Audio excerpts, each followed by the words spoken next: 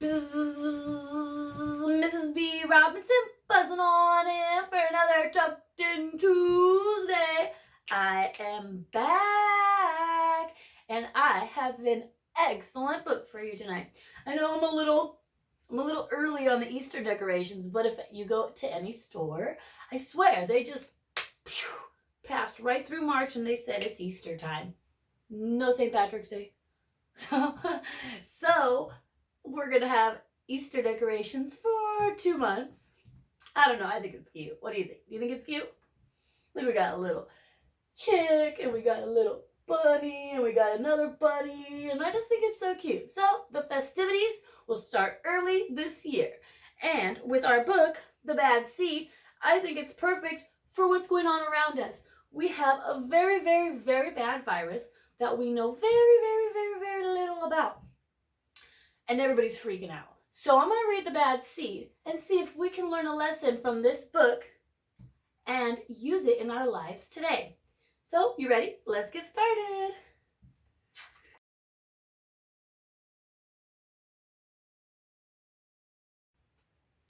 I'm a bad seed.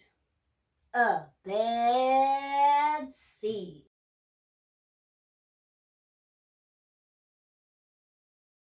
Oh, yeah, it's true. The other seeds, they look at me and they say, that seed is so bad. When they think I'm not listening, they mumble, there goes a bad seed.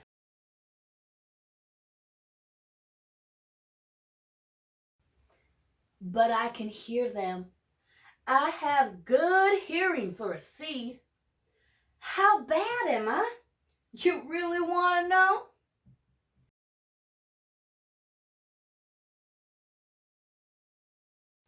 Well, I never put things back where they belong. I'm late to everything. I tell long jokes with no punchline. I never wash my hands or my feet. I lie about pointless stuff. I cut in line every time.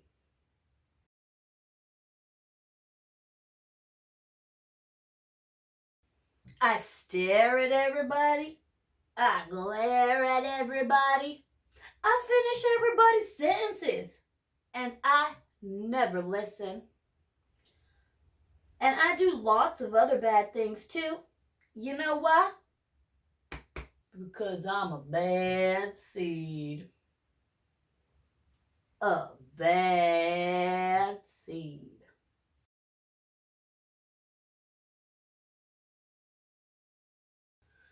I just can't help it. Sure, I wasn't always this bad. I was born a humble seed on a simple sunflower in an unremarkable field. I had a big family, seeds everywhere. We found ways of having fun. We were close.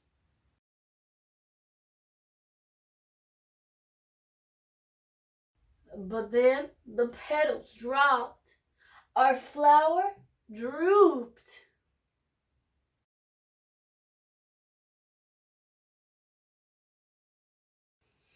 It's kind of a blur. I remember a bag.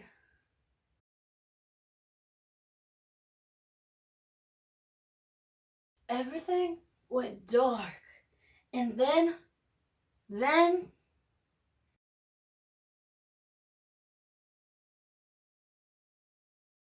a giant!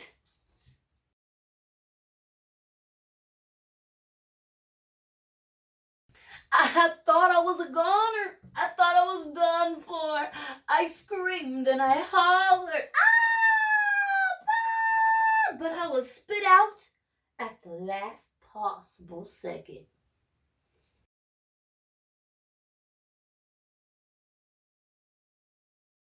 I flew through the air and I landed under the bleachers with a big thud.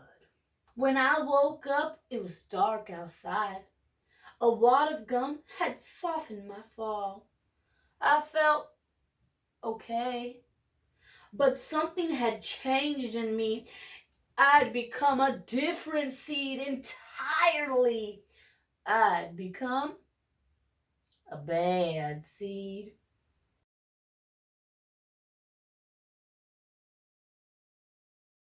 A bad seed. That's right. I stopped smiling. I kept to myself. I drifted. I was friend to nobody and bad to everybody.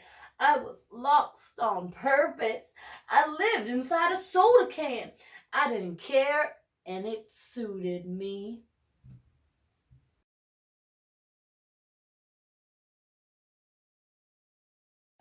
Until recently, I've made a big decision. I've decided I don't want to be a bad seed anymore. I'm ready to be happy. It's hard to be good when you're so used to being bad. But I'm trying. I'm taking it one day at a time. Sure, I still forget to listen. And I show up late. And I still talk during movies. And I do all kinds of other bad things.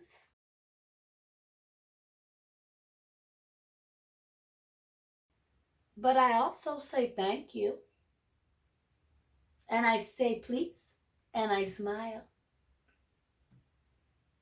And I hold doors open for people.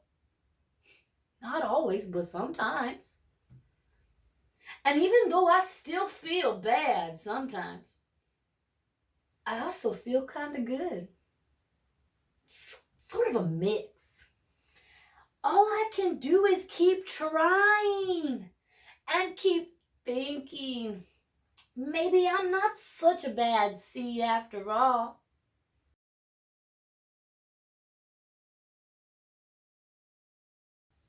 Hey, look, there goes that bad seed. Actually, he's not all that bad anymore. I heard that.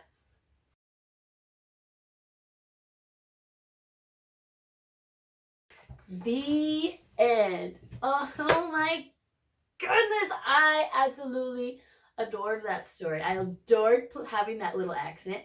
I hope you laughed a little because I felt like I was a true Southern belle. I don't know. What do you think? But I absolutely love that story. I loved it because he was not told he was a bad seed, but he internalized it. He had a very awful experience ruin him. It ruined him to the point that he decided he was going to own that. He was going to own his bad behavior and his unhappiness rather than search for the light and try to find the good in every situation, which eventually he did. He realized, I don't want to be a bad seed anymore. I want to feel good and I want to be happy. It takes that first step of just realizing that you want to be happy, you want to do things right, to just get you motivated. It gets you motivated to realize, you know what? Yeah, he said he still messes up, but he's trying a little bit. He's doing little tiny things to improve who he is just by saying thank you or opening the door sometimes. It's just the little things that matter. And how I want to relate this to our real life, well, and how I want to relate this to what's going on around us is that we have a very bad virus going on that we don't know anything about. So instead of causing mass hysteria and going crazy, maybe we just wash our hands a little more. Maybe we just stay home a little more until this all blows over and we can sit back and realize, wow, it was just a flu. It was just a really, really, really unknown, uncommon flu. We need to get over it. We need to calm down. We need to realize that we're being kind of bad seeds right now by stocking up on toilet paper and baby wipes. That we need to say, hey, chill out. Let's go wash our hands. Let's teach our kids about why we wash our hands and why germs are so bad and so easily transmitted. I mean, so many kids are staying home for the next 3 weeks, are not really going to realize that they're staying home because of a virus, because of contagious spreading germs, all of that. They don't realize there are a lot. I've seen a lot of kids already, and it's only been told this short weekend that they think it's an early spring break. They think people are going crazy and I get to stay home, but they don't really understand why. Help your kids understand why. Help your brothers and sisters understand why. It's just a really very contagious flu that we don't have cures for yet. So that's really why we're staying home. We don't want to spread it. We don't want to get people sick that can't fight it. A lot of us could get the coronavirus and have it flushed out of our system before we even knew we had it because our bodies are strong enough to fight it. There are people out there whose bodies are not strong enough to fight it, and that's who we're worried about. We're not worried about everybody. I mean, yeah, nobody wants to get a flu that we don't know how to cure. But what we're really worried about are people with immune disorders, are people with who are elders, who are babies, who have not built a strong immune system. That's the people we are trying to protect. So all the kids, businesses, sports events that are forcing people to stay home, it's really because we're trying to protect each other. We're trying to make sure that if somebody has it, which you don't even really realize you have it from what I've heard, it's just a really bad cough and you kind of have a fever, you don't really realize like, oh, this could be the one. So you give it to somebody who can't fight it. And that's what we're trying to prevent. So don't freak out. Don't go bulk buy. Breathe. We are going to get through this. We have a bad seed right now that we just need to transform into a regular flu with the vaccine so everybody can calm down. All right? So get some rest. Stay nice and healthy. Wash your hands so many times a day. Make sure that you are keeping your hands to yourself as best you can. Make sure that you are staying home when you're sick. And most importantly, make sure you are not going crazy. We don't need to go crazy, everybody. Okay? So, otra vez, get some sleep. I know I'm about to go get some sleep. And we will have another bedtime story, another Tucked In Tuesday next month. Okay? So stay tuned.